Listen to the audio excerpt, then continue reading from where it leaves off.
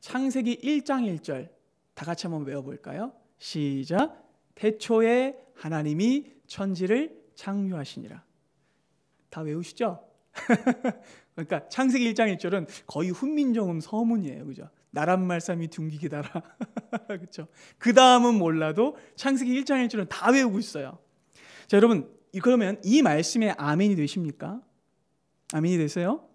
자, 여러분, 그렇다면 이 말씀에 큰 은혜가 막 일어나고 전율이 막 일어나고 그러세요? 그건 잘 모르겠어요. 자, 여러분, 우리는 이 구절에 너무 익숙해요. 그죠? 그리고 잘 알고 있다고 생각합니다. 그래서 오히려 이 말씀 안에 담겨진 어마어마한 의미를, 그 은혜를 잘 누리지 못해요. 사랑하는 여러분, 하나님께서 태초에 말씀으로 천지를 창조하셨다는 이 말씀의 선언은 당시 출애굽한 이스라엘 백성들에게 천지가 개벽할 충격적인 선언이었어요. 왜냐하면 이 한 문장이 지금까지 그들이 알고 있던 모든 지식과 정보를 송두리째 뒤집어 버리기 때문이에요.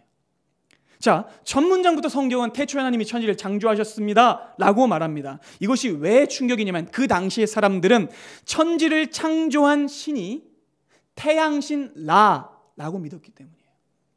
애굽의 신인 태양신 라. 근데 태양신이 아니고 하나님이 세상을 만드셨다는 거예요. 심지어는 태양조차 하나님이 만드셨다는 거예요. 여러분, 이 충격이 감각되세요?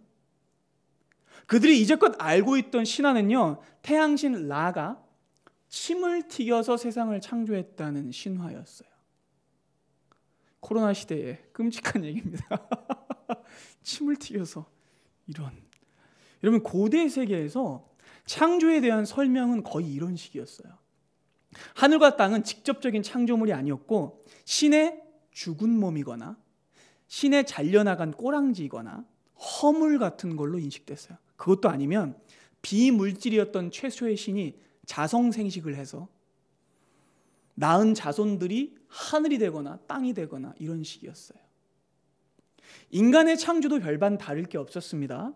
인간은요, 우연의 산물이었어요. 신의 놀이개로 쓰기 위해서 만들어졌거나 신의 노예로 부려지기 위해서 만들어진 존재였습니다. 그러니 사람들은, 그때 당시 사람들은 별다른 인생의 의미를 찾을 수가 없었어요. 타고난 계급에만 순응하며 하루하루 밥벌이와 단순한 욕망만을 추구하는 삶을 살 수밖에 없었어요. 고대 사회에서요.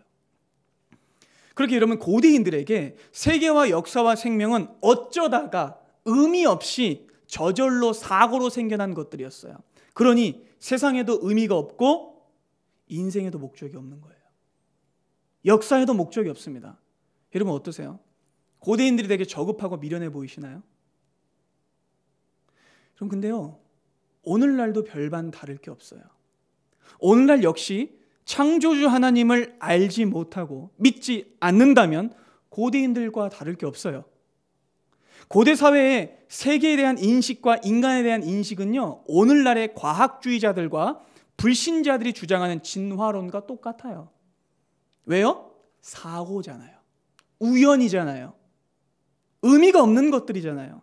거기에는 어떤 신적 의도나 작정이나 계획이나 섭리가 없잖아요. 빅뱅 이론과 진화론에 입각해서 세상을 보면요, 세상은 다 우연인 거예요. 의미가 없는 거예요. 그렇기 때문에 역사는 다만 어느 한 유명한 그 불신 그 과학자가 말하는 것처럼, 여러분, 역사는요, 그들의 말에 의하면 다만 생존을 위해서 투쟁하는 이기적 유전자들의 싸움일 뿐이에요. 그렇죠? 과학은요, 답을 주지 못해요. 인간과 영혼과 생명과 사랑에 대한 대답을 해주지 못합니다. 삶과 죽음의 이유에 대해서도 말해주지 못해요. 그것은 다만 실험과 관측으로 증명된 법칙에 대한 지식일 뿐이죠. 근데 여러분, 현대사회의 과학과 고대사회의 신앙이 정말 다른가요? 똑같습니다. 그러니까 현대사회와 과학주의가 추구하는 것 역시 하나님이 없는 세계죠. 그렇기 때문에 오늘날의 사람들 역시 다만 자본주의 세계 안에서 먹고 사는 데만 몰두하는 거죠. 현실에 목매고 본성에 끌려다니며 다만 남들보다 돈 많이 벌어서 등 따시고 배부르게 사는 것, 남들보다 먼저 좋은 차 타고 좋은 집에 사는 것, 그것이 인생의 유일한 목적이 되어버리는 거죠. 그러니 여러분, 오늘날 우리에게도 이 창세기가 필요한 겁니다. 왜요? 인생의 목적을 찾기 위해서. 인간의 생명의 진정한 의미를 깨우치고 세계와 역사와 생명에 대한 참된 지식을 가지기 위해서 우리는 창세기를 읽어야 되는 겁니다. 창세기가 오늘 이 시간 우리에게 주는 충격은 당시에 출애굽한 광야교회 성도들에게 주는 충격과 동일해야 합니다. 여러분, 당시 고대인들이 가지고 있었던 세상에 대한 설명은요, 고작 폭력, 살인, 부정, 음란, 유혈이 낭자한 저질스러운 이야기였어요. 그들에게는 선한 신이 없었어요. 목적을 가진 신이 아니었어요. 사람을 존중하고 사랑하는 신은 없었어요. 그런데 그토록 패배적인 생각과 욕망적 세계관이 전부인 시대에 혁명적인 이야기가 떨어지는 거예요. 창세기를 통해. 여러분, 그래서 창세기 1장 1절이 충격인 거예요. 그들은 듣도 보도 못했던 말씀을 들어요. 세상과 인간에 대한 인식이 박살나는 겁니다. 성경은 당시 흔했던 신화적 설명이나 조잡한 설득 같은 거 안 해요. 그리고 딱 한마디로 성경을 시작합니다. 태초에 하나님이 천지를 창조하시니라. 성경은 하나님만이 영원히 선지하셨고 홀로 계셨으며 말씀으로 세상을 창조하셨다고 선언해요. 설명하지 않습니다. 창세기는 그렇게 저질스러운 고대 신화들과는 완전히 달라요. 거기에는요, 목적이 있고 질서가 있고 의미가 있고 영광이 있습니다. 성경은요, 애굽 신화처럼 그냥 막연하게라도 창조 세계가 하나님으로부터 발산되거나 유출된 게 아니라고 말해요. 성경은 창조 세계가 하나님의 분명한 의지와 작정과 계획의 실제적인 결과물이라고 말합니다.